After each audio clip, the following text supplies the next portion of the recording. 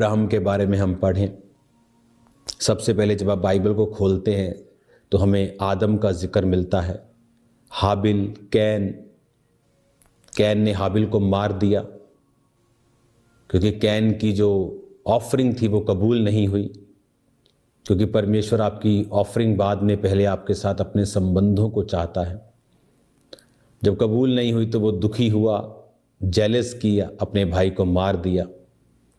वहाँ से उसे भागना पड़ा, भगोड़ा होकर उसे रहना पड़ा। उसके बाद परमेश्वर ने आदम को और संतान दी और उसके ज़रिए से परमेश्वर ने नूह को पैदा किया, नूह से फिर अब्राम को पैदा किया। जितने जन आप हीरो देखेंगे, चाहे वो अब्राम हो, फिर बाद में उसका नाम अब्राहम हुआ, चाहे वो दाऊद हो, चाहे वो जितने भी आप परमेश्वर में हीरो देखेंगे, उनकी एक चीज़ आप देखेंगे कि वो सब लोग संबंध जोड़े हुए थे परमेश्वर के साथ। अगर आप उत्पत्ति 12 उसकी 5 से लेकर 9 आयत तक पढ़ते हैं तो यहाँ पर अब्राहम जहाँ जहाँ जाता था, जब प्रभु ने उसे बुलाहट दी तो वहाँ वहाँ जाकर वो वेदी बनाता था, वहाँ वहाँ जाकर वो वहाँ प्रार्थना करता था, वेदी पर भेंटों को चढ़ाता था। वचन अभी लिखा नहीं गया था, अभी तो मूसा ने 400 साल बाद आना था। अभी तो वो मूसा का ग्रैंड पेरेंट्स चल रहे हैं, अभी तो मूसा के, अभी तो वचन पूरा होना था कि ये लोग 400 वर्ष तक इनके वश में रहेंगे। उसके बाद परमेश्वर ने छुड़ाकर प्रतिज्ञा के देश देगा। अभी तो वो होना था, लेकिन अब्राहम का कनेक्शन परमेश्वर के साथ देखो कैसा था। वो भेंटों को चढ़ाता था, दशमांश देता था, प्रार्थना करता था वेदी बनाकर। 8 आयत में लिखा, जेनेसिस 12 उसकी 8, वहां से आगे बढ़ के वो पहाड़ पे आया जो बेतेल के पूर्व की ओर अपना तंबू उस पर खड़ा किया, जिसके पश्चिम की ओर बेतेल, पूरब की ओर ए है। वहां भी उसने यहोवा के लिए एक वेदी बनाई और यहोवा से प्रार्थना की। वहां भी मतलब जहां जाता था वो वेदी बनाता था, जहां जाता था वो प्रार्थना करता था। रिलेशनशिप आज सबसे बड़ी प्रॉब्लम यह है, आज हम अंधेरे में इसलिए हैं क्योंकि हम सुन नहीं पा रहे हैं कि प्रभु क्या चाहता है, हम क्या करें। कंफ्यूज इसीलिए हैं, मालूम नहीं हम क्या करें। बिजनेस नहीं चल रहा, मालूम नहीं कि हम क्या करें, ये करें कि कोई और करें। रीजन क्या है? क्योंकि जब आपका पर्सनल रिलेशन प्रभु के साथ नहीं होगा, तब तक आप परमेश्वर की आवाज और अपने व्यक्तिगत बुलाहट को नहीं समझ पाएंगे। इसीलिए आप अपनी माँ से जितना मर्जी प्यार करें, लेकिन जब आपको अपना पेट भरना है तो आपकी माँ खाए और आपका भर जाए, ऐसा नहीं हो सकता। आपको अपना पेट ही भरना पड़ेगा अगर आपको भूख से निजात दिलवानी है तो। वचन कहता है हर व्यक्ति अपना ही बोझ स्वयं उठाएगा। अगर आपको हील होना है तो दवाई आपको खानी है, प्रार्थना आपको करवानी है। आप मेरी बात समझ रहे हैं?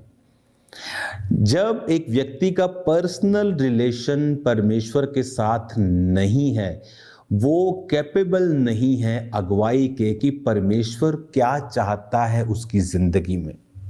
अगर उसकी मदर का रिलेशनशिप प्रभु के साथ अच्छा है तो वो प्रार्थना करके उसको स्थिर कर लेती है, प्रार्थना करके उसको गाइड करती रहती है और वो गिरता नहीं है।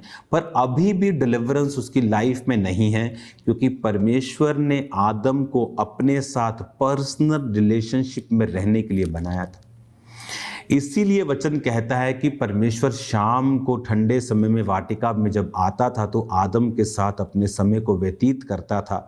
और जब आदम ने पाप किया और परमेश्वर वहां पे आए तो आदम वहां नहीं था। और प्रभु ने कहा, आदम तू कहाँ है? उसने कहा, प्रभु मैं नंगा था, मैं डर गया, जब तू आया तो मैं छुप गया था। परमेश्वर ने कहा, किसने बताया तू नंगा है?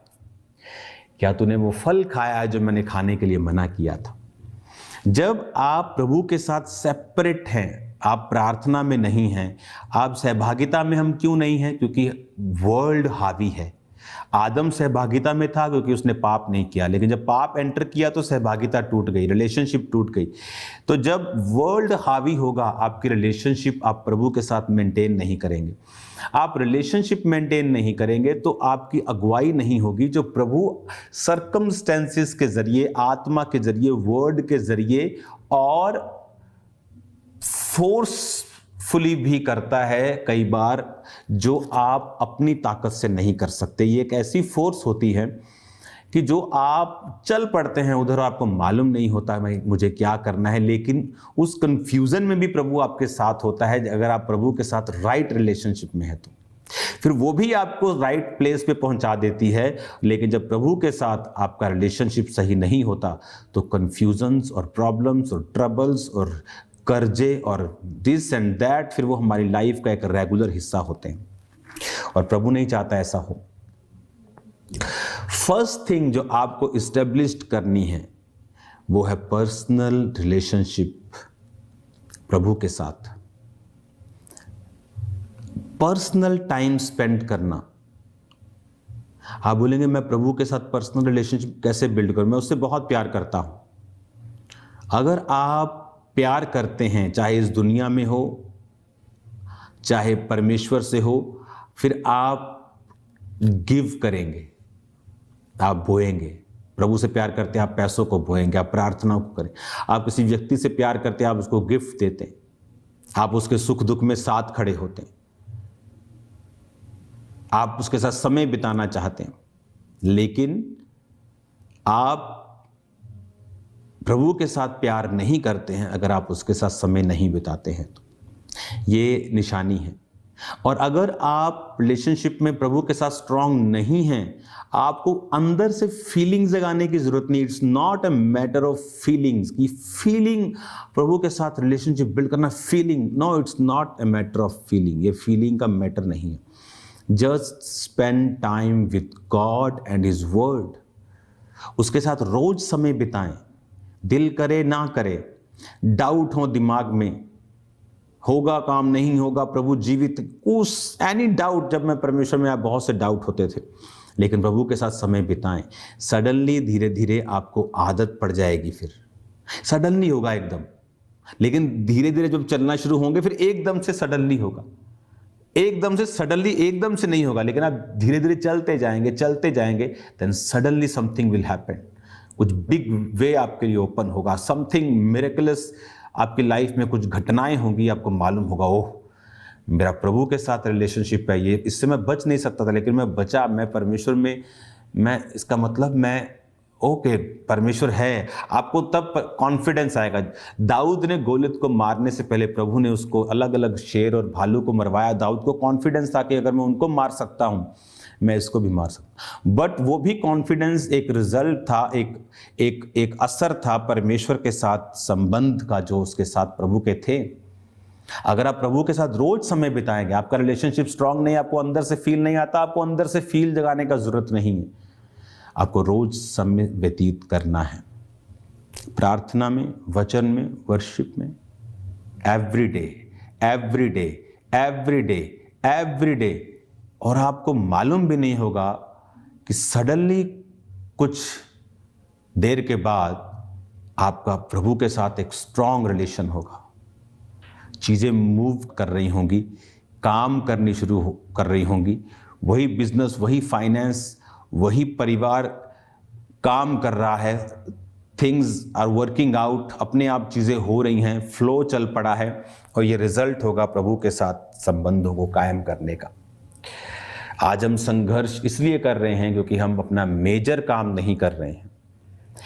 बाइबल का हर महान हीरो, एक उसकी लाइफ में ये आदत 101% होगी, 100% नहीं, प्रभु के साथ राइट रिलेशनशिप, गलती की, रिलेशनशिप नहीं छोड़ा। शाऊल और दाऊद में क्या फर्क था? पाप दाऊद का बड़ा था फिर भी वो माफ हुआ।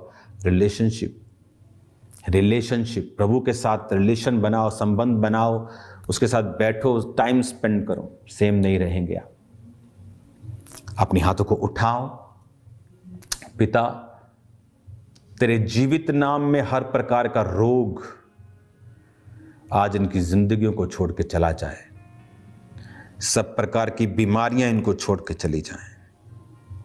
इन्हें ब्लेस कर, फाइनेंशियली, फिजिकली, मेंटली, स्पिरिचुअली, हर तरफ से इन्हें आगे बढ़ा मेरे पिता।